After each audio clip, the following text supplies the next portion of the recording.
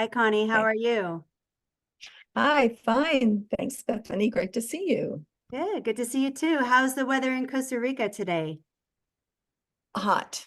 It was cool and sunny, and it's reminded me of fall in the United States yesterday, and today it's hot again, but it's beautiful. We had some nice Mhm. rain. Yeah. Great. Okay. Well, we're here to talk about your experience living and working in China. So I'd like you to tell us about that experience and specifically why you decided to work there and live there. Okay. In 2013-14, I went to the province of Hunan, where Mao Zedong's from, and the university called Waihua University. It was a public university for rural students who mainly had grown up in farming villages. Um, and I taught them advanced business English and American culture. And I taught every class, every major in the university once a month. So I managed to teach all the kids and have a great effect on all of them during that time. Hmm. Oh, excellent. Okay. And since we're talking about China and it's very different from the United States, what is the strangest thing that you ate? Oh my goodness. Well, first of all, I have a peanut allergy, which is not a good idea if you're in China. And the very first thing that happened was they poured me some milk at a banquet that was in my honor, and it was peanut milk. Oh And no. I had surprises like that all throughout the year. So I developed sort of a PTSD with what is this? What is this? Um, they eat everything. They eat everything. And so I avoided eating blood all year long. I politely declined it. But the very last banquet that they had for me, they served goose stew, which I liked. And afterwards, somebody said, "Oh, that was really delicious. What was in it?" "Oh, blood." So they wanted you to eat dog and frogs and chicken heads and feet and all of the fish, lots of seaweed, no sweets, warm beer, hot water all the time, instead of tea, just hot water. So it was there, everything I ate was strange, basically, but it was, a great experience. Yeah. Okay. Definitely challenging.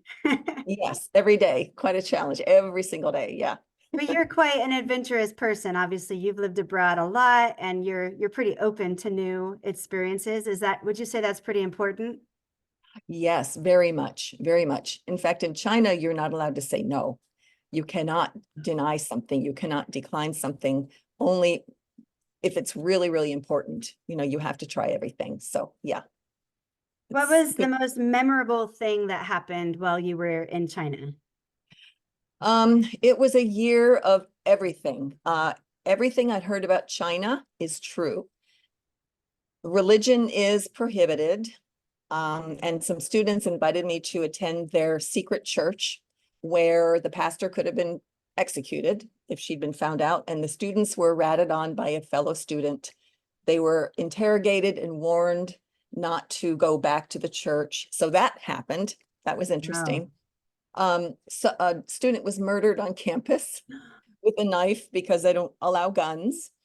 Um, and let's see. So in other words, there's a lot of macho stuff going on in China. Um, let's see, what else did I write down? A colleague was kicked out for homosexual behavior.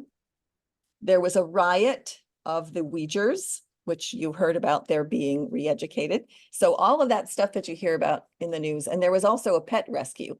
There was a cartel that was picking up people's pets to slaughter and eat. Oh, And it was found out. So there's growing activism in China.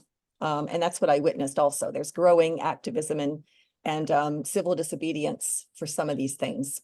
Yeah, it's quite an it sounds interesting place. dangerous. Did you feel unsafe? No, I never felt unsafe ever. I was being very well taken care of. And the fact that there are no guns in China made me feel very safe. That's why I was so surprised that there was that violence. Mm. I was totally shocked by it, but I felt very safe all the time. They took very good care of me. Yeah. Yeah, that's interesting. I mean, there is violence everywhere.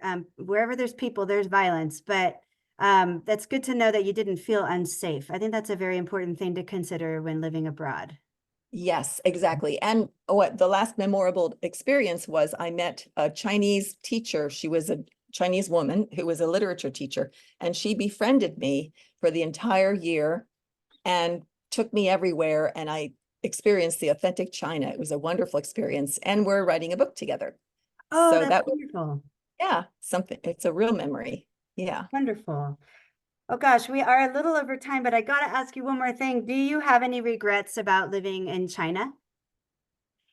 No, it was a wonderful experience. I faced my fears and it turned out to be a positive experience. Um, I would say teaching abroad, you can never go wrong because it's a great experience that'll change your life. No Hmm, matter where you go and what you do, living abroad will change your life. wonderful. Yeah. Thank you so much for your time, Connie. I really appreciate it. You're welcome, Bethany. My pleasure.